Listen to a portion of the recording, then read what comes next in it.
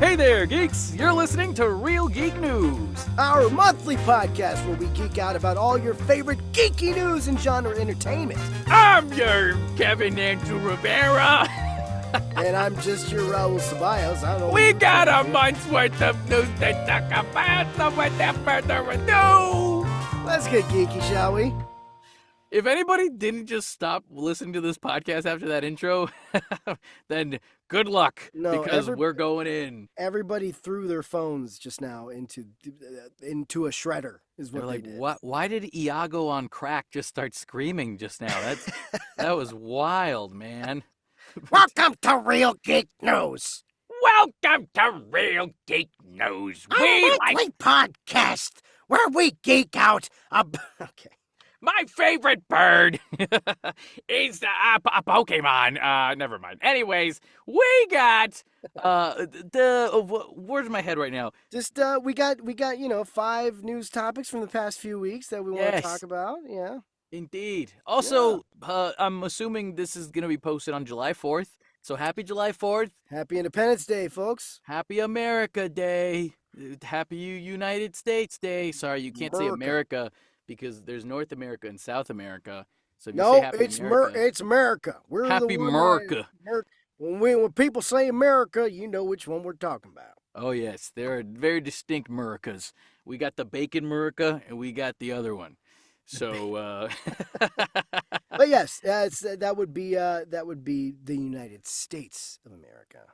Well, it's a good thing there's only 2 Americas, because, it'd be crazy if there were 4. Oh, 4? What's that? Fantastic Four? No. That's our first topic of the day. Let's cut that out. We're going to cut that out in post. Yeah. Never. All right, the first topic. So Fantastic Four, time period confirmed. The time period is confirmed. We're just going to do this the whole episode. Fantastic Four. This comes to us from Collider. No, I'm not going to do the whole thing like this. Kevin Feige has delivered a positive and definitive update on the Fantastic Four, confirming when it begins production and also verifying fan speculation as to when the film would actually be set. Speaking with the new official Marvel podcast, Feige revealed a late summer production start date, the day after San Diego Comic-Con finishes, so we can probably expect some big news from Marvel 2. Not Marvel 2 as in the number 2, like Marvel as well is what it's trying to say. Also, yes.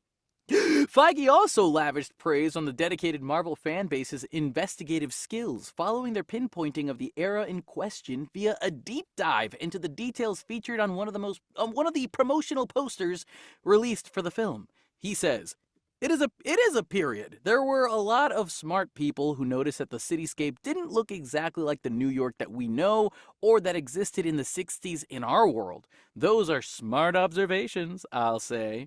So I guess this does definitely confirm that they are in the 1960s, but it's a futuristic type of 1960s, which I think sounds it's an alternate universe. In an alternate universe. So Raul, what do you think about this? Are you excited about this idea? Does this work for you?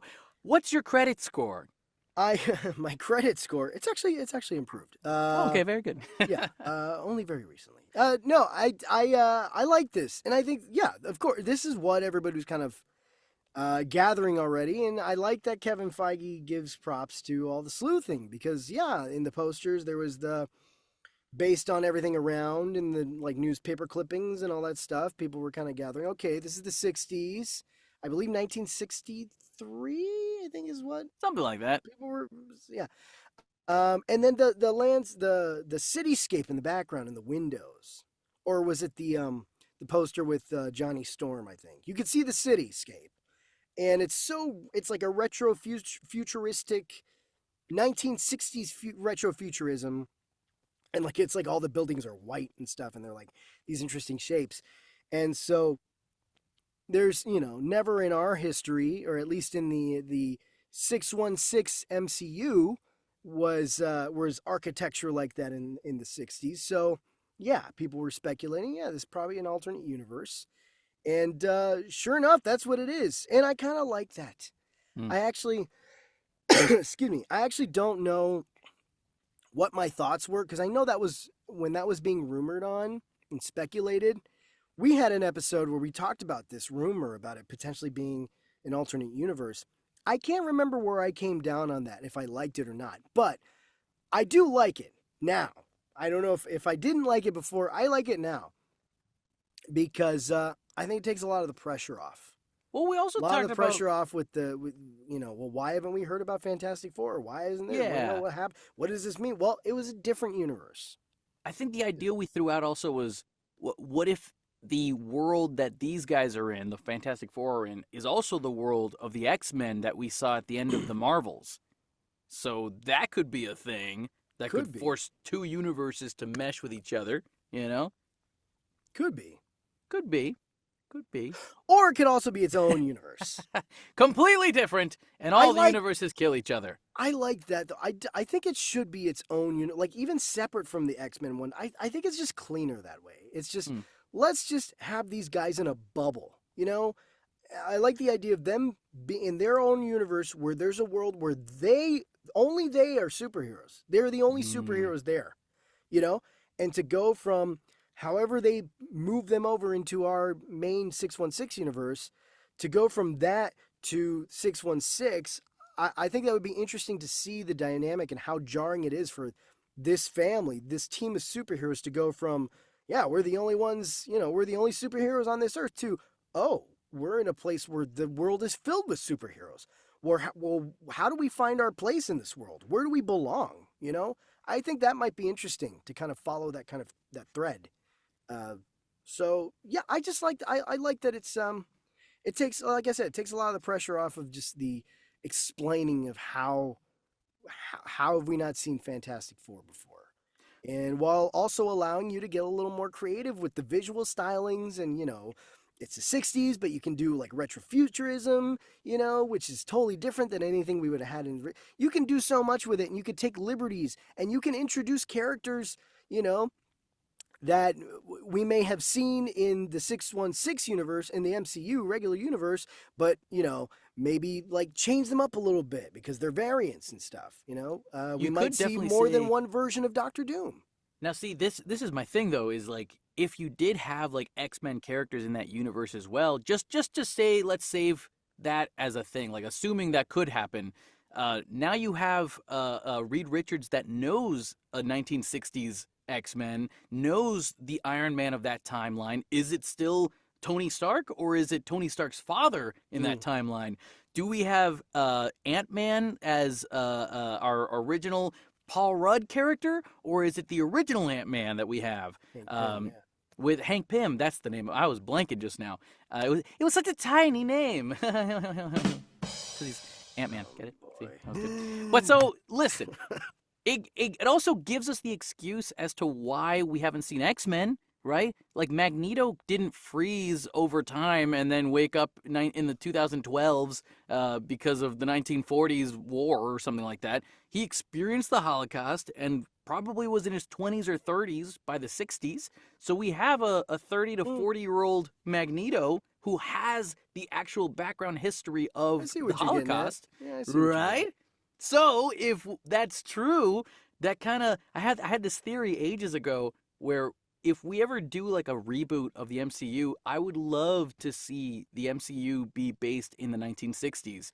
So where all those comics got their start, pretty much, most of them. Exactly, because we're so far ahead in time that there's a couple of these characters that just can't really work anymore the way they were intended to in the comics, unless you bring everything back to the 1960s, 1970s when they were originally created for those timelines. So yeah, I mean, we would not need an explanation of where the mutants were. We would not need an explanation of where the Reed Richards and the Fantastic Four are. I like the idea of Johnny the Human Torch. Everybody was kind of poking fun because they were like, well, he's not Chris Evans hot. Well, no. But he was hot for the 1960s. He was 1960s hot. There you go. He's button-up shirt, with a tie. Yeah. And, oh, ladies, come on. The bar was set way lower. Yeah, now you need to have a lot more riz nowadays. I'm sorry, I'll never say that word again. And so, life could be a little different. That word is. So Riz is like charisma. Never mind. You made me Okay. say it again. God damn it. God. But so Please stop. I don't want to hear anymore. the online thought or theory was that during Secret Wars, all these different universes are colliding and fighting each other, and they Yeah. kind of blend into each other, which is how you do a soft reboot of the MCU. Take all the important actors and characters you want to keep from the current MCU and make them fuse into that 1960s timeline and bring them back to that timeline. And now you got a soft reboot of a 1960s futuristic era of the MCU. Thank you. I would say I can. I think it'd be cool to see like a 60s set X-Men film with like the original X-Men, like just how it was when the comic was released in the 1960s. The original five: Iceman, yeah. Cyclops, Jean Grey, Beast, and Angel. I think. Oh yeah. Like just the idea of having these Fantastic Four characters in this timeline opened so many doors and ideas for us. And it almost feels cheap because it's like we've got a scapegoat, like we've got like our plot device that can change everything for us now because we just made it Yeah. up. And I get it. I get it. But listen, the MCU right now, it feels like it's been having a lot of flip-flops with these movies that have been coming out lately. We all know it. But so what if we got something fresh and new that we don't have to worry about the timeline that we've all been watching? This movie can be its own thing that starts its own type of universe storyline. And we just kind of jump in there, like that's what we do. What if there's a Tom Holland already in that universe? What if Tom Holland has a different personality and storyline in this world? What if the Hulk is just getting his Hulk powers, and now we can actually watch the Hulk and get a Hulk movie in the 1960s, 1970s era? Huh? Huh? We can do it. We can do it even in the style of the 70s Incredible Hulk TV show where there's no CGI. Yeah. You just have a big bodybuilder in a suit. Just get the painted mountain green. from the Game of Thrones series. Or get Alan Richson or Alan the dude, Richson. There you go. There's his paint him in. green. There's his superhero in. He's Or been who- wanting to be in a superhero for ages. There it is, right there. Alan Richson. Incredible Who's Hulk. Who's the dude that was like he's gonna be in the new season of Reacher and he's gonna be even bigger than Alan Richson? Do you know what I'm talking about? I don't know. Some dude who's like I haven't been another. keeping up with Reacher.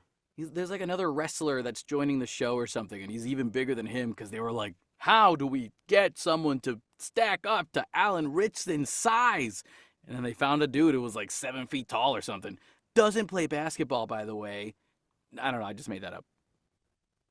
Anyways, Don't look it up. Yeah, don't look it up. just trust me. I got it from my source. My source is correct. It's called my brain. I made it up. No, I didn't. Anyways, that's it's pretty nifty stuff though. That's all. Yeah, those are all my thoughts on that. Cool.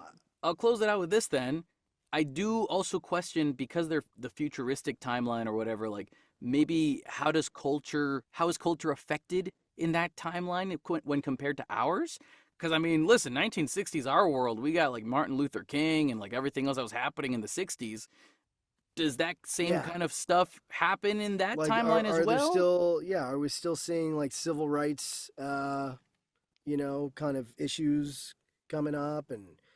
Or like, are they past that a little more than we were when we were in the 1960s? Like, how does that work? Well, we already know that by this time in their universe, things have already changed, right? Because there's with the buildings and the architecture, like things have already changed. So, the fork, as it were, in the timeline, as far as like when things may have pivoted for this universe to be different from ours, must have happened way earlier. So I don't know, what could they have even had the same kind of history as us? Yeah. Was Elvis a thing? Was there ever a Prohibition era?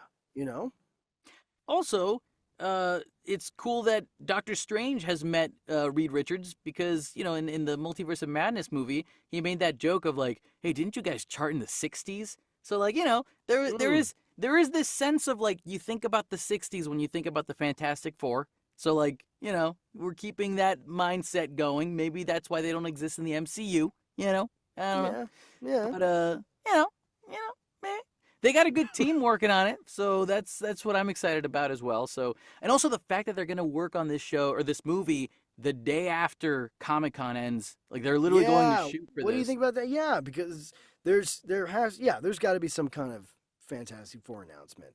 Oh, I mean, they're They'll definitely probably bringing the bring cast. out the whole cast. Yeah, they Uh, gotta. I mean, obviously they won't have any footage to show, but they'll definitely bring out the whole cast, everybody that's been announced, and there might even be more people announced before then. Which we will talk more about as well throughout this episode, because we will talk about Hall H.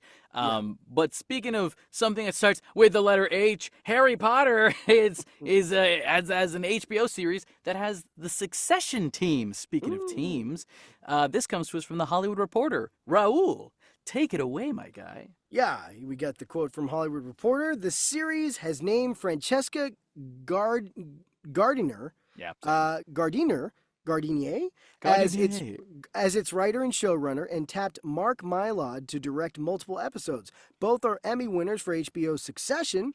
Gardinier is as part of the show's producing team, and Mylod as both director and producer. Excuse me. Gardinier's credits as a writer and producer also include his Dark Materials at HBO, Killing Eve at BBC America, and The Rook at Stars. Mylod has directed episodes of Game of Thrones and the upcoming second season of The Last of Us for HBO, as well as feature film The Menu and Showtime Shameless and The Affair, among others. Jeez, this list is incredible. The Harry Potter series will be a faithful adaptation of author J.K. Rowling's mega-selling fantasy series about the young British Their about youth. the young British youths, about the young British wizard. Per HBO, the series will feature a new cast to lead a new generation of fandom, full of fantastic detail and much-loved characters Harry Potter fans have loved for over 25 years. Dang. So HBO definitely keeping it in the family, right? I mean, Oh, look yeah. at all these shows that between these two have worked on, like a lot of it, Succession, Game of Thrones, right? His Dark Materials, Last of Us. I mean, It's just like hitter after hitter after hitter. Like, yeah, God. and that's just the HBO stuff. I mean, there's a few other things that they mention here as well, but a lot of HBO. So HBO definitely trying to keep it in the family with this team.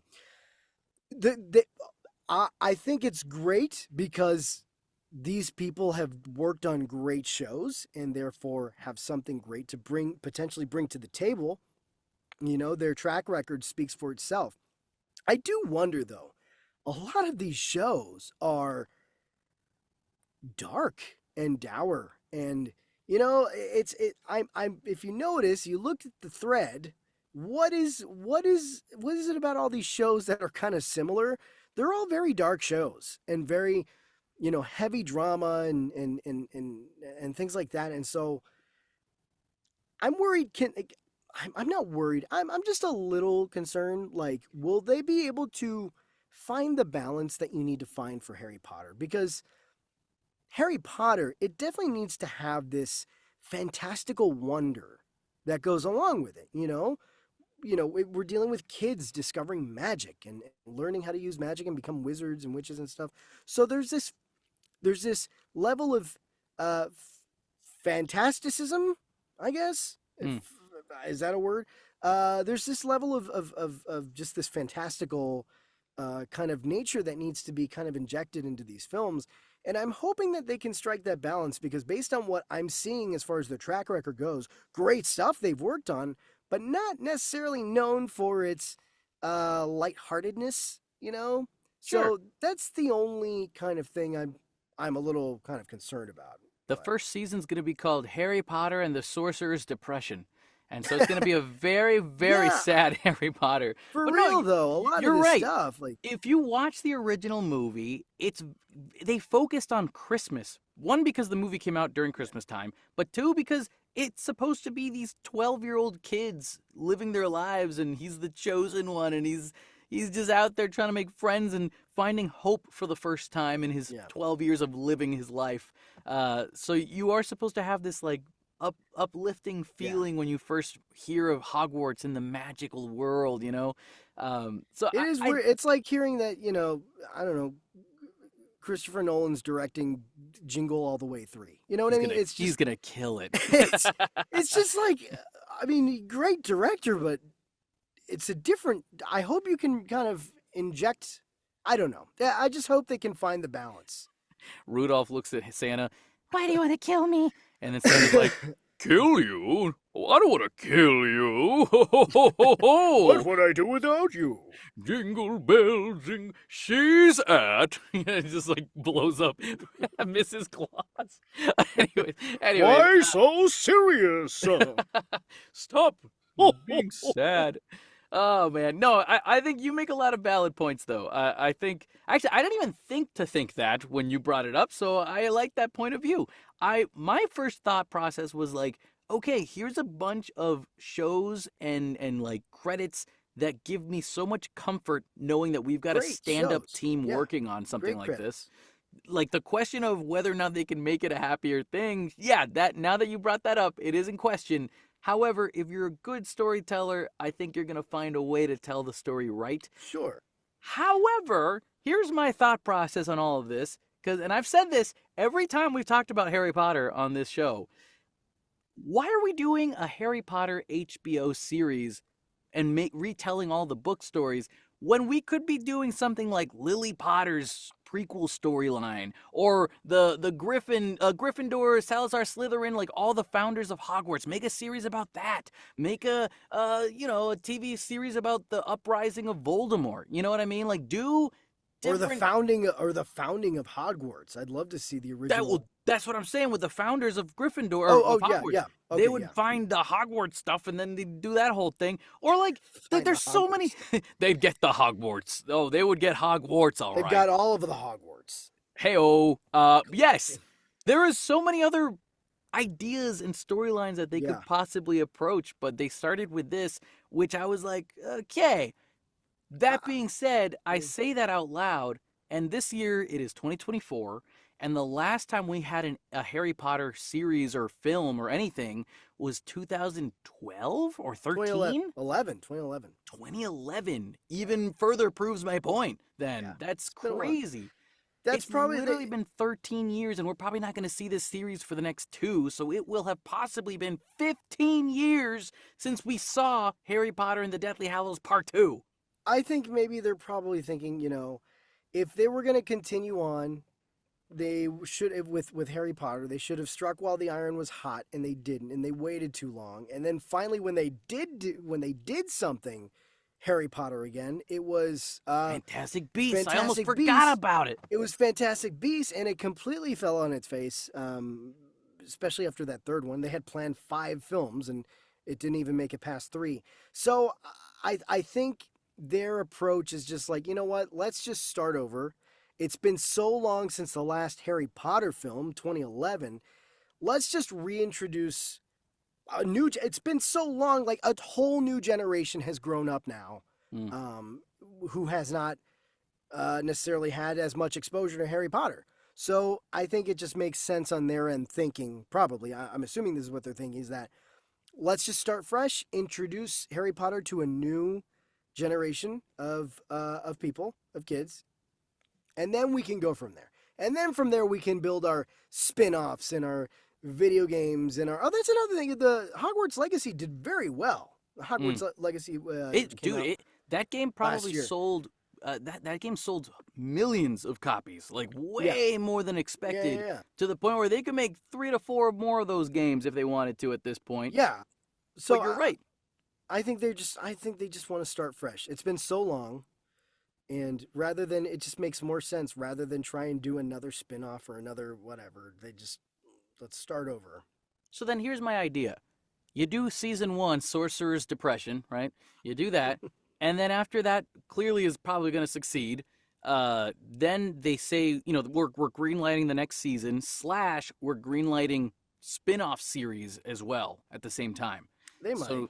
So now, like, the spin-off series of, like, the Hogwarts Founders is going to come out first before season 2 starts. And then season 2 comes out.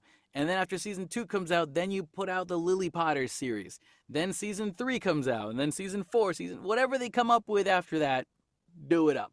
Maybe what? even tell the Beast story, but like in the TV series format. Maybe don't. I don't know. You know what I had always thought was a cool idea, and this was years ago, like maybe about a decade ago. IGN put out a video on YouTube for April Fool's Day. It was an April Fool's Day thing, but it was a trailer for a show called The Horrors, and it was a trailer basically. Did you see this video? No. It was a trailer, basically like a police procedural, and there was like an action scene, and there was like a foot chase, and these guys, the Aurors were like chasing this bad guy through the streets, and it was like really intense, That'd and be it was cool. done very well, and it turned out to be an April Fool's prank by IGN. But ever since I saw that, I'm like, no, that needs to happen. Like, I think that would be so cool. That'd be great To see a show like that focused on the Aurors and make it like a dark, kind of like a true detective kind of story, but with wizards, So I'd like to see something like that. Even I know That'd it was be a great. joke, but like IGN, like Jesus, like that Make it was like a great idea. like a wizards buddy cop kind of series. I'd be down for that. Yeah. Or like a detective kind of thing. That's cool. I really like that. Yeah.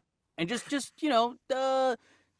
as long as you keep the same team members that are working on this HBO series, I think that'd be fantastic. I would True love Detective is an HBO property. I mean, they got it in the family. They got it there.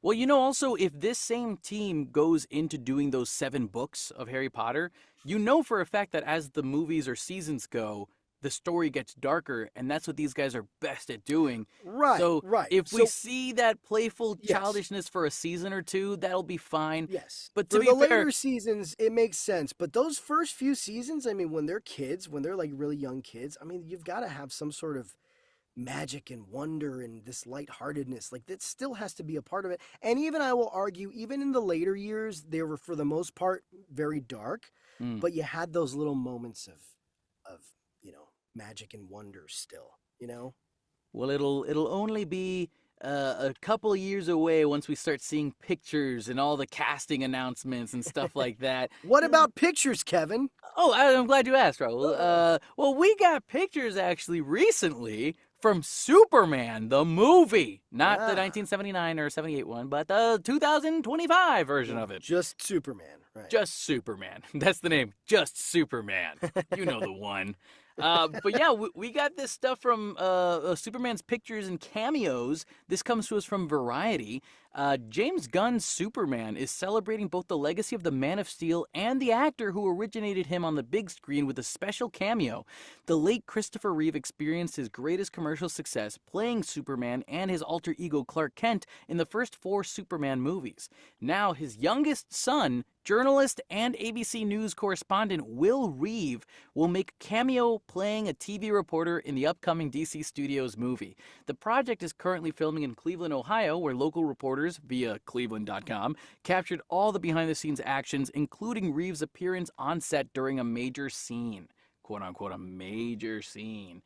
But that also, I'm going to redact that last sentence because there's no major scenes that James Gunn has revealed because he himself has said out loud to the press, I will never put out spoilers out in public and film them in public. Like, if there's a spoiler for this movie that's a really major scene, you're not going to see it until the movie comes out.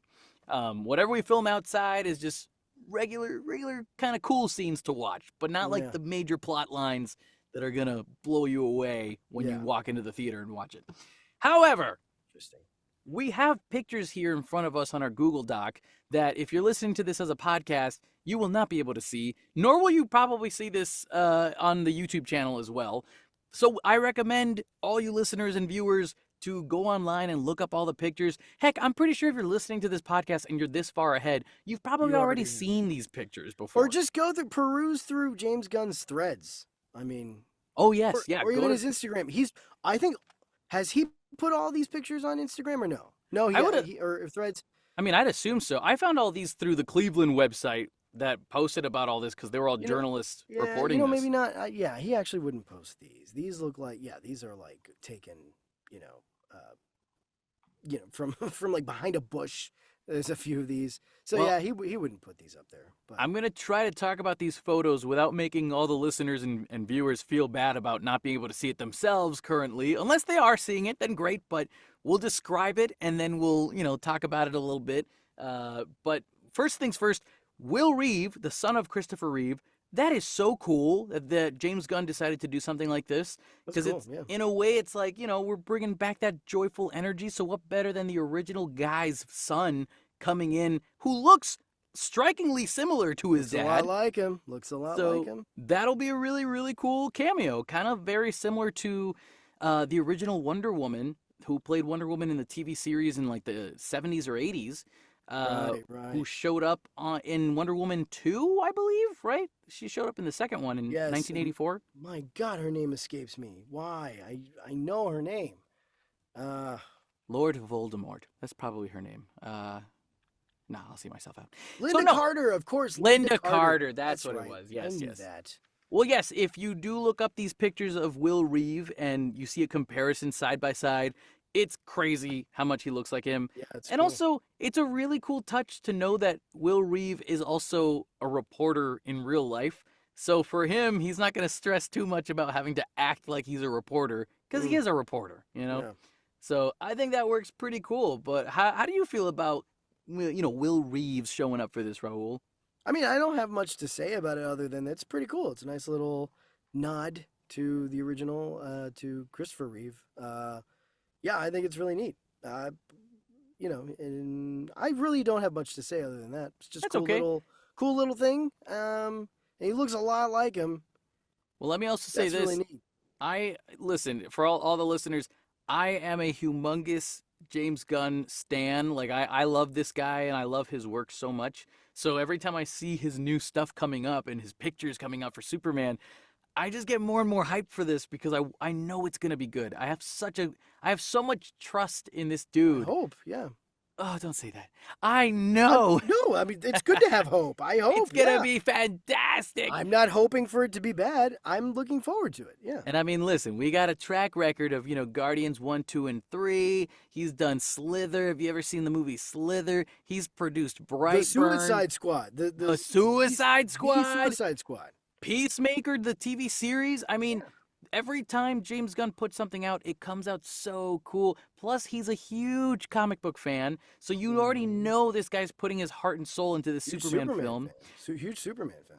I also started reading Superman All-Star recently, and the more and more I've read of Superman, the more I've been like, wow, how come I haven't been reading Superman comics before? Because now I see, I get the people who didn't like the Man of Steel film with Zack Snyder's version of Superman. I see why they don't like him. Personally, I still love Henry Cavill and his Superman. I think Man of Steel is a fantastic movie. I do too. I actually like Man of Steel. Right? To me, it still works as a movie. Yeah. It still works for Superman, in my opinion. However, if we're actually trying to be directly like the comics and the joyful Superman that we all wanted to see from the comics, I'm seeing it 1,000%. And every time Gunn I knows see, what's up. Yeah. exactly, he wants to put that love and joy in this, which gets me super hyped. And so when you keep, we're gonna keep scrolling through our photos here on Google Docs because they got more pictures. We've got a picture of Superman holding up something really heavy, and clearly there's some dudes helping him out with putting something on top of him, so it feels like he's holding maybe a tank or a car or something.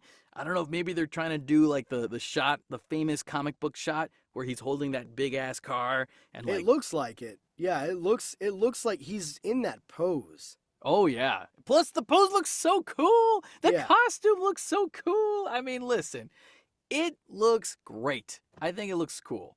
But let me see. What else do we have here? I've heard a lot of people online complain about the costume. That is, I'm glad you said that. Go on. No, just that people, because in the first picture that James Gunn released, where it's like the final photo, with all the color grading and everything done, and Superman's putting his boots on, and there's stuff going on in the background. People were like, is he wearing the red underwear? I don't know. You couldn't quite tell. But in these pictures, you're seeing it. People are going crazy.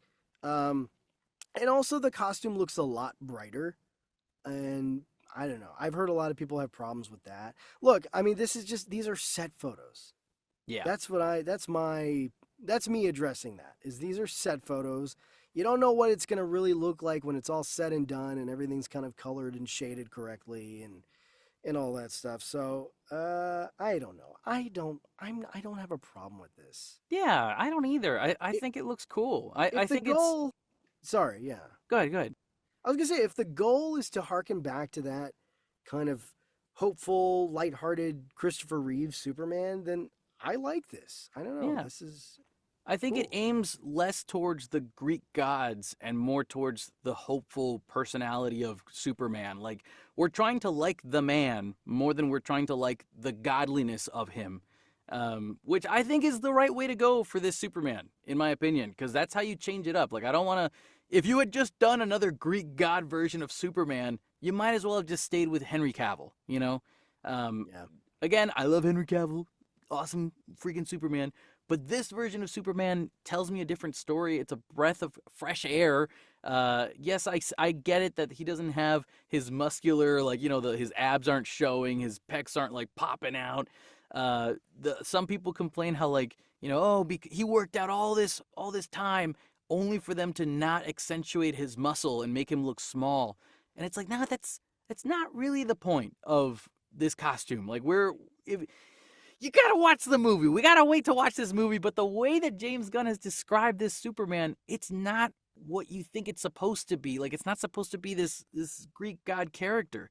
I'm gonna turn into a broken record saying that, but to me, when I see this version of Superman, it puts a grin on my face because I see a person. I don't see this alien, which I feel like is the point of what James Gunn's gonna try to go for in this. Maybe, I don't know what the whole storyline is with him in this Justice Society that's going up against him, maybe, but Yeah. there's some stuff going on, which also made me think, Raul, about the first photo that James Gunn posted where he's like sitting in the dark, putting on his boots, looking all sad and mopey when there's like explosions in the background. Yeah. There was a part of me that was like, if you've told us you want a joyful Superman, and the first thing you present to us is a very sad, mopey Superman instead of a joyful one. Was that to appease to the Zack Snyder fans, just to Yeah. shut them up, or was that for us to just know you lied or you changed your mind? I don't think he lied or changed his Yeah. mind. No, I don't think he lied. But I feel like everything he does is like a tactic. There's a reason why he showed us that first. yeah. It confused a lot of the fans that were like, we're going to get a joyful Superman because it's not so joyful. But, I mean, it's not going to be without its dark moments. yeah. And so that's why when I see these pictures, like, yeah, they're pictures taken with photographers and whatever, and they're not like they're not going to be in the movie this looking this way, but it looks You get a little, yeah. You get a it little. looks bright. You get a little bit of. You get some shots of like the other heroes here. You got, Mr. Terrific. You got a Hawk Yeah. Girl. You've got Guy Gardner. Can I just point out? I'm sorry. Okay, so, oh my God, why am I drawing blanks today? Who's playing Guy Gardner? Oh, Nathan Fillion. Nathan Fillion, I got you. Nathan Fillion. Thanks. Nathan Fillion in his Guy Gardner getup. I don't know if I'm digging the look, honestly. This wig that he's wearing, it reminds me of, I don't know if you may be too young to remember this, but on Mad TV, there was a character named Stuart who's like this tall grown adult, but he's playing like a child. And he's always like, he's like this hyperactive child, and he's always giving his mom a hard time. He's like, oh, look what I can do. Look what I can do. And he's got this same wig. He's like this pale, pasty-faced kid with this blonde bowl cut wig. And this is the vibe I'm getting from Nathan Fillion right now. So my first reaction is kind of a reaction of, that's basically my first reaction.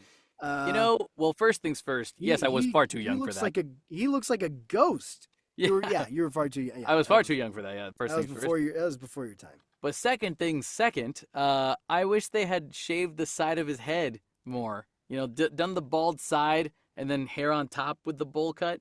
Because listen, either way, I think what's gonna matter the most is when we see his performance on camera. As long as he's like this annoying dude who just like is rude to people and kind of full of himself, then great. I think he's got to be the Squidward of this group.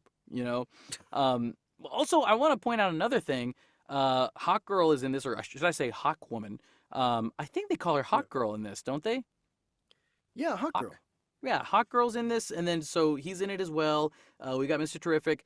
All their costumes look very similar to each other. Like it Yeah, they've feels got like, like a uniform. yeah, it's like part of their Justice Society. I don't know if Hmm. this is the Justice Society or maybe this is the Justice League International or what kind of group this is. How, but what we do know is They they're are a team, definitely, though. yeah, they're definitely a team. I don't know if they're the Terrific team because I know their costumes look similar to Mr. Terrific's costume from the comics, but they're in different color schemes. And so, Green Lantern gets a green one, Hot Girl gets a yellow kind of lining on her suit. Um, but my assumption is like I'm just making up the stories in my head of like, okay, so Superman comes in, right? And he starts to teach these guys that they don't have to, feel like they're a machine. They can be people and be loving just like him. And hey, who's the real alien here? Me or the guys who don't really interact with their people or their humans, fellow humans? That's why all the kids like Superman and they don't like the Justice Society because, they don't care for them because they're too robotic and Terminator like trying to just get the job done or something. I'm making stuff up in my head right now, but that's what Yeah, these images are telling me when I see them. Heck, there's a picture here of Superman hugging a little kid or carrying a little kid, and yeah, it's cute. all these children are completely ignoring all the other superheroes and just going straight to Superman because there's something about him that brings out the joy in their hearts that makes them want to run after him. Speaking of which, that same shot, there's a video on Twitter of that same scene happening live, and you hear the Starman music from David Bowie playing in the background.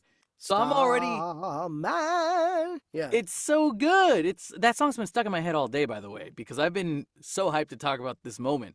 I already see James Gunn's ending from like Guardians of the Galaxy 3 with the dog days are over kind of thing, where you get that emotional touch by the end of the film. I'm gonna be teary eyed watching this movie. Oh man, it's crazy. I'm glad he's wearing underwear too because if I'm probably gonna poop my pants out of excitement. It's gonna be great. Speaking of underwear, how do you feel about the Superman underwear, Raul? It doesn't bother me. It really doesn't. It doesn't bother me either. I don't know. It's just because David Corn Sweat makes it look really good. Like I don't know. He just he fills the costume very well, and I'll tell you, I really dig the collar. I really dig the high collar Me too. on this. I really dig that look. I really liked it when they did it in the New 52 comics, and I really like it here. I think it's just really cool. It just kind of adds a little extra. I don't know. And again, I think if you read Superman All Star Superman, you will look at this costume design and go, "Yeah, this looks great," because this is basically pretty. It's almost directly from the comic itself. It looks great. It's a Mm. little on the baggy side, sure, but like I feel like that's what makes him imperfect in a way. I don't, man. I'm trying On so. the baggy side. Yeah, people are saying, "Oh, the underwear is too baggy," and I'm like, "Well, listen, they're trunks. They're not like tighty whities that are supposed to tighten up Well, there." you want to leave a little extra room. Yeah, exactly. When you fly Right high, there in the front, that's how it is, and yeah. But What so was that? Yeah. What does that tell you about David Cornsway? Hey, yeah, you might want to also, leave a little extra give there. all right, Jesus, Raul. Can you tell I really Also, like David Cornsweat? all Yeah. right, that's enough. You go to horny jail. Good looking guy. He's a good looking guy. He's a good-looking guy. Yeah. If I met him in person, I would be very intimidated, and I'd also want to give him a big hug. Yeah. That's for sure. For sure. Yeah. But now I want to talk about Mr. Terrific because, again, what I said before, the costumes all look similar to his costume specifically. But also, there were some people complaining that Mr. Terrific needs to look manlier, to which I was like, What? who cares? He looks exactly like the comics. Like, what do you... Oh, well, you gotta go for, like, the attractive vibe so that people are more attracted to the movie. They're gonna see an attractive Superman and go to the movies, okay? Like, he is the hunky man filled with love that you're gonna want to go see. You're not coming for Mr. Terrific. You're coming for Superman in, yes, every sort of way. Anyways, Mr. Terrific is over here, and I think he's probably gonna be more of a comedic relief kind of character. I feel. I don't know. How do you feel about that, Raul? I mean, I don't know. I'm not as familiar with Mr. Terrific and his character. So, I don't know. Is he meant to be like a comic relief type of character? I mean, I feel like the comics kind of change him up, but the mainline comic books that you people know him from, it's more about the aesthetic of him looking like he's like Wesley Snipes and more muscular, you know. I don't know. I just Which you know, I, this, I how this many people this is listen the to this guy? this is the problem with a lot of like the set photos. Like people instantly start making their snap judgments, and I try to tamper mine too. You know, so like I said, I do have like with the Nathan Fillion thing. Yeah, I had my initial kind of reaction, but ultimately, I do understand that these are set photos. They're not photos that are meant to be taken that way. They're meant to be photographed in a way that's going to be processed and color graded, and where they're going to put like a nice little sheen on everything and make it look good. And so within that context of the movie itself, these costumes and these looks will look much better. And like I said, I try to tamper my expectations with just these set photos because you know what about the performances? Like with the performances, if the performances are great, if I'm invested in the story and I'm really digging what's going on, like who cares what the costumes look like? Like, I mean, obviously, like you want them to be somewhat close to comic accurate, right? These are Totally. close enough.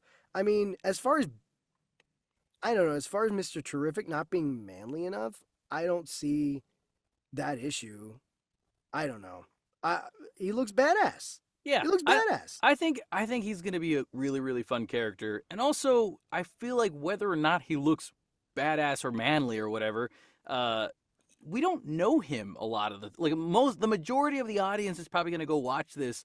We're going to watch Superman, and it Yeah. just so happens that there's a character a lot of people probably won't know called Mr. Terrific who's in this, and we're gonna learn about him because of this actor who's playing him right now. So we'll Mhm. get to see that experience of that this version of the character. And there's so many announcements coming out for this. Also, let me end with this. The pictures of Clark Kent versus Superman images that have come out, I love them.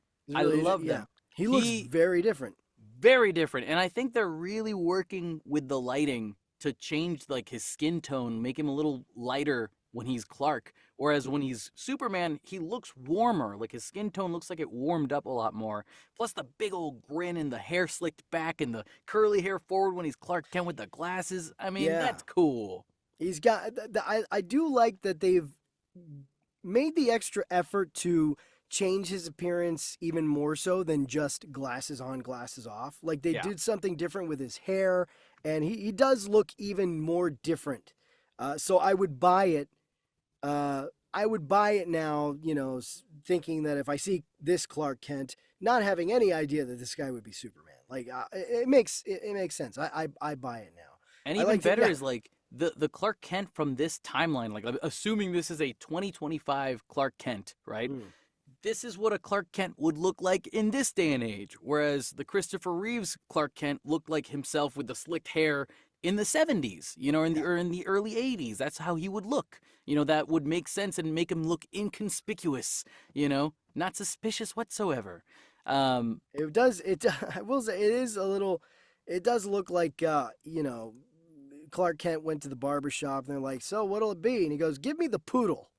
The I'll have, poodle. I'll have that."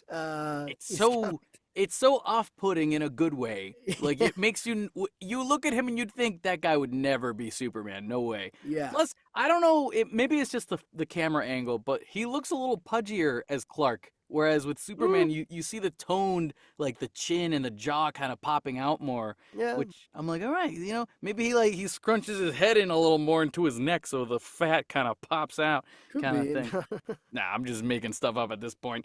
But that's okay. It looks cool, and I can't wait to see more of that stuff. But hopefully, James Gunn gives us something at Comic-Con for this Superman stuff. Maybe even like a little preview or something. Yeah, you never know. Hmm. Yeah. Speaking of Comic-Con, did you know Marvel Studios is returning to Hall H? Well, look at What? that. This comes to us from Deadline. Raul, take it away. All right, here's the quote from Deadline. This year's presence for Marvel falls on the opening weekend of its first R-rated Disney movie, Deadpool and Wolverine, which is expected to be huge, Ooh. with some tracking with some tracking firms spotting a possible $200 million start. No word yet on what Marvel will dazzle us with, however. The studio left a big footprints at SDCC 2019. Yeah, that's right. We all remember that one. That was a doozy when it announced their Disney Plus and big screen crossovers in 2022 when they teased their Phase 5 and Phase 6 plans. Marvel Studios' plans for San Diego Comic-Con go down to the wire with never-before-seen clips polished up with music and VFX. For starters, given the first weekend of Deadpool and Wolverine, it wouldn't be a surprise if Ryan Reynolds and Hugh Jackman were to put in a special appearance. Exhibitors at CinemaCon already got a first look at the Anthony Mackie and Captain America Brave New World, dated for February 14th, so we can expect footage from that. Thunderbolts, starring anti-heroes of Yelena Belova, Florence Pugh, Bucky Barnes, Sebastian Stan, John Walker, White Russell, Alexei Shostakov, David Harbour, is in production for a May 2nd summer start. It's entirely possible we see footage or maybe cast from that movie, as well as other titles from MCU's upcoming film and TV slate. Marvel series Wonder Man and Ironheart, with Wakanda Forever's Riri Williams, Dominic Thorne, have completed shooting. So Woo! this is good, because if you remember the last Marvel appearance at Comic-Con, was it the one they just announced all like Phase 5?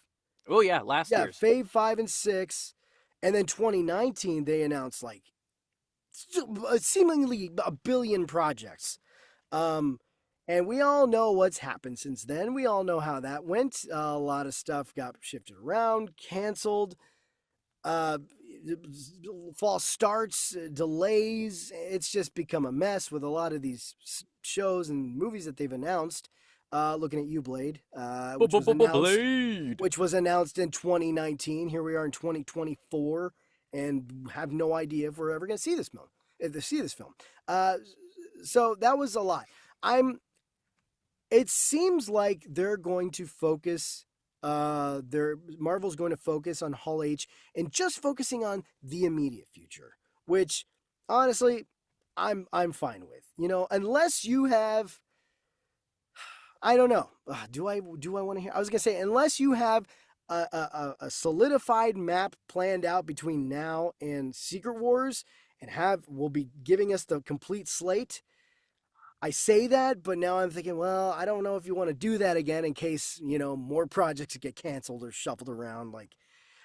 In a way, I do like that they're just focusing on a smaller group of projects, right? Sure. We'll probably get some kind of little Easter, or some kind of little appearance, like they said, of Ryan Reynolds and Hugh Jackman, some sort of Deadpool and Wolverine push, some kind of promotion. Hey, it's in theaters now, go see it, blah blah blah blah blah. Brave New World, Thunderbolts, and maybe some stuff from Wonder Man and Ironheart. And if that was it, I think I'd be fine with that, because I do think Marvel, with all the stuff going on right now, they need to focus in a little more. And I don't think it would be a great idea to come out and just tell everybody, here's like 20 more projects we got coming out. Just so you can save face maybe in case something happens and these projects don't, pan out. I think it's good just to focus on the immediate future. Give us a small group of, things you want to tell us about. And I think that's good, Sounds good to me. Yeah, I think you pretty much nailed it all in the head. For me, the interesting part is the fact that same weekend is the Deadpool and Wolverine movie release. By the way, I'm watching it 3 times that weekend. I'm watching it Thursday, Friday, and Saturday. Yeah. If I miss one, I at least have another date, So which is the one we're watching together? We're doing Saturday. Okay. To which, by the way, all you listeners, we're definitely doing a movie review on this movie. I honestly think we kept saying, oh, we'll do more movie reviews, but we'll do movie reviews before Deadpool and Wolverine. I really do think, I think Deadpool and Wolverine is going to be our first movie review. 100%. Since we started We're definitely the show doing back. one. We were 100% doing one. I will have seen it 3 times before you hear our review episode. Yeah. So we will have things to say. It will be fantastic. Sure. That being said, because they're doing these announcements maybe on a Saturday or Sunday, the movie will have come out by a Thursday already before that. Right. So whatever we reveal at the end credits of this Deadpool and Wolverine movie, they're probably going to talk about that at Comic-Con. Like, You all think right, so? I think so. Kevin Feige's probably going to be like, for all you fans who saw the ending of Deadpool and Wolverine, that's setting us up now for blah, blah, blah. And then they're Our going to... Doctor Doom series. Our Doctor Doom! Oh my God, if they announce a Doctor Doom, like, movie. I want to see a Doctor Doom movie. Doctor Doom movie. Oh, so incredible that would be. I still think that Deadpool, by the end of Deadpool and Wolverine, will end up being with the Thunderbolts. Like, I think when he joins the MCU by the end of that movie, he's gonna go, oh well, I don't have anything else to do, so I might as well join you guys and make some money, you know. So they go to their Deadpool and Wolverine make an appearance, or Hugh Jackman and Ryan Reynolds make an appearance. Then they leave, and we're thinking, well, that's the last we're gonna see of Deadpool and Wolverine for a while as far as announcements. Then they get to their Thunderbolts panel. Let's bring out the cast, and then all the cast comes out. Kevin Feige goes, wait a minute. Hold on, we're missing someone. We're missing one more person. Oh, that's right. Bring him out. And out comes Ryan Reynolds as the last cast member. That would be incredible. There's Kevin Feige's always got to have that one mic drop moment at every Comic-Con he does. And can we just say, listen, I love James Gunn, but the last time they did something where they brought a cameo in or a character on set, they brought the dude from the end of, or the villain from Guardians 3. Yeah, the High Evolutionary. The High Evolutionary, who nobody knew who that guy was when Comic-Con happened that day. So many blank faces. So many blank faces. When compared to like 2012, after everybody had already seen the Avengers film, Loki appears on stage and goes, "Say my name, Loki!" If you were expecting the same energy, it didn't work with the High Revolutionary. People knew who Loki was by then. Nobody knew who the High Exactly. Which brings me to my point. You shouldn't be putting people up there unless it's someone that people are already hyped about. Give us Chris Hemsworth dressed up as Thor, Give us Ryan Reynolds dressed up as Deadpool. Give us Tom Holland dressed up as Spider-Man. Do something that would make it super fun for everybody because we all are on the same page with this character now, So I really do think Deadpool's gonna have something to do with Thunderbolts. That's my gut feeling. You're basing that you're just a gut feeling. Just a gut feeling. I feel like they've been pretty good at keeping it a secret. We haven't really heard much about this movie. Drastically change the tone of Thunderbolts. 100%. I mean, listen, you got David Harbour's character in there, and I think he's this Russian dude who's hilarious and funny. Put that guy in with Deadpool and make them have a scene together. That would be hysterical. Plus, what else is Deadpool supposed to do? Do we think Deadpool's going to just show up in another multiverse at the end when Wolverine's is going to disappear with Deadpool in the Secret Wars world already by the end of the movie? I think not. I don't know. Maybe. It's an interesting idea. I mean, I personally don't think that's likely, but it's interesting to think about. The chances of it happening, I'm going to give it 35%. A 35% chance. That's a 35% chance that it could happen. That's not that big though. Like I could have said 60%. That's more than I would give it, but maybe 35%. That's what I give. A solid 35%. But I think that's how I feel about that. And also everything you've covered with the Wonder Man stuff, Ironheart with Wakanda Forever's Riri Williams. I mean, all of this makes sense to me. Yeah, keep it give small. us. Obviously, they're going to give us the Fantastic Four cast. They're probably going to show up and say hi for a couple minutes. Probably that too, yeah. They won't be able to answer too many questions because they haven't even started filming yet. They just know where the story's going. And hopefully, what would be hilarious? If Mahershala Ali showed up and everybody goes, "Oh, is it time? We promise, we're still doing it. We're still doing Blade." Mahershala, he grabs the mic and he goes, "Blade has been delayed another 7 years." Oh! Mahershala comes out and he's got like a beer belly. He's got a cane, and now he's got like a beer. He's like, we've delayed it so much, I haven't even bothered going back to the gym. He's just like completely let himself go, and he's like, I don't even know when we're starting, so I haven't even You know, when they want to go, I'm ready. Well, not really. Let's go. And Kevin Feige will go, get back in there and make a vampire movie. God damn it. But I really hope, there's been a rumor about Jordan Peele possibly being a director. But that would be cool. Yeah. That's still up in the air. But we don't know. You know what the real rumor reel of the month is? Now settle in, folks. It's time for the rumor reel. Yeah. We got the Russo Bros won't be directing Avengers 5. This comes to us from Clutch Points. According to Jeff Snyder on the Hot Mic podcast, he believes Marvel Studios and Disney would love to announce its Avengers 5 director at SDCC, San Diego Comic-Con. However, he adds that he does not think Deadpool and Wolverine director Sean Levy will helm it despite rumors. He also said he does not think the Russo brothers will direct it, but they wanted it. I heard the Russos wanted it, Snyder said. I heard that they want to come back. He's actually a ghost. He then noted the rumor from Jordan Rumi of World of Real that Captain America Brave New World cost $375 million to make after reshoots. This ties into why Marvel Studios denied the Russo brothers Avengers 5, which also, I cut this out of the article, but it also said this.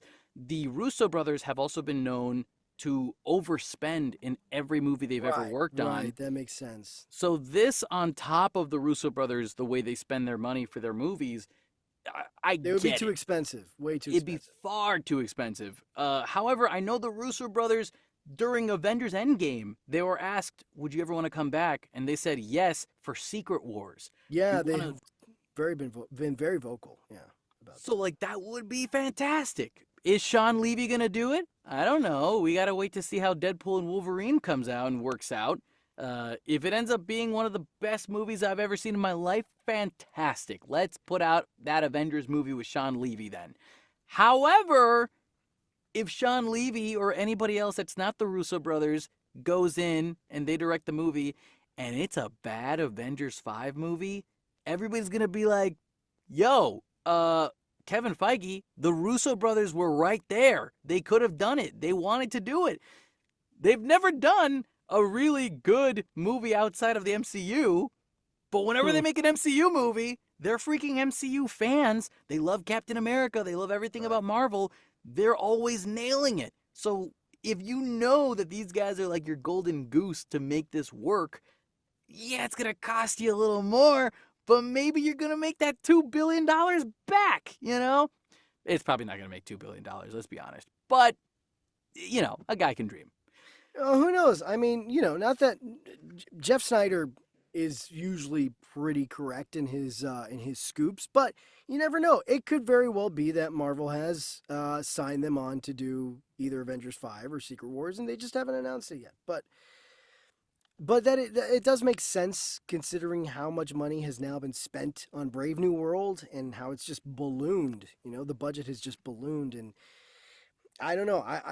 If you want a penny pinch, I think not hiring the Russos to do one of the Avengers films would be the way to go. So I think it makes sense. Man, I do wish kind of, because now ever since the rumor about Sean Levy directing Avengers 5 came out, I was actually pretty excited about that. I would love that. I'm sure it'd be great. Listen, I like Free Guy. Free Guy was a fun movie. Mm-hmm. I think he's a The solid Adam Project director. was good. Even the Adam Project was really Yeah, good. that was a pretty fun movie. I do hope they announce the director though at SDCC, or just something. And I know, like I said, I know I want them to keep it small as far as their announcements, but I would like to hear something about maybe Avengers 5 or Secret Wars, even if it's something like that, announcing the director or just something small, I don't know. Although I think the problem with that also has been they've had directors and writers confirmed for Avengers 5 and 6 right. over and over, and then they constantly get fired and rewritten and brought back and then fired and then new hires. And so they keep doing this over and over. I'm glad that Disney, I feel like ever since Bob Iger came back, he's kind of just been like, okay, enough of doing too much. Let's slow down, focus on what's in front of us first, and just do one step at a time. So if we don't get an announcement for Avengers 6, maybe we'd get something for Avengers 5, and that's it. Yeah. Like, I'm not expecting much. We've already been given so much to work with in the first place. So, it's just a matter of waiting until the end of this month. And, heck, we could possibly make a San Diego Comic-Con episode as well. I think we've decided that we're still going to do those. Yeah, we're still going to do con episodes. Big event stuff and big movie reviews that we want to do along with these monthly episodes. So next month might actually be pretty busy for us. Might be a busy month, yeah. Yeah. Oh, shit, yeah. Yeah, we'll do our monthly, we'll do a movie review, and then we'll do a San Diego Comic-Con episode. So you guys are going to be eating good next month. It's going to be fantastic. Eating good in the neighborhood. Well, listen, whether or not the Russo brothers get the chance to do this, good for them, good for not. I don't know. I'm not a doctor. I would be fine if they didn't, give somebody else a shot. Sure. Also, the Russo how brothers, expensive those guys must be, like the number that they must have presented to Disney as well must have been insane because they're like, hey, we're the #1 movie directors. Like we've literally directed the #1 movie in the box office of all time. I mean, Avatar doesn't count anymore. It's Avengers Endgame. Avengers Endgame's the #1 movie in the world on the box office, domestic and worldwide. Come on. Yeah. So, I get it. I get it if it's about cost and expenses, but makes sense. Here's to finding out what happens at the end of the month, Raul. We'll see. With that being said, yes, we made it to the end. Thanks for listening, everybody. You can follow us on all social handles at Real Geek News, at Kevin A. Rivera VO, and at Raul Ceballos VO. That's right. We're also on YouTube. If you like what you hear here and you just want to see our faces, I don't know why, but sure, if you want to, head on over to our YouTube channel and just hit like and subscribe, share with your friends, and we post all our episodes up there as well. Hey, let us know how you feel about our show with reviews on Apple Podcasts and our email, realgeeknews@gmail.com. That's REEL geeknews@gmail.com. If you also want to reach out to us in another way, just, send your questions. Maybe we might read them out on the show. Even if you want to say hi to us, that's fine. Yeah, say hi to us. Yeah, we'll say hi back. Maybe we'll say hi back on the show. If or you don't we'll have make fun of you. Or Completely. Listen to this loser. Oh, dude, what a dork. He likes Superman. We won't do that. Yes, we will. With that all being said, stay safe, stay classy, and most important of all, stay geeky, my friends.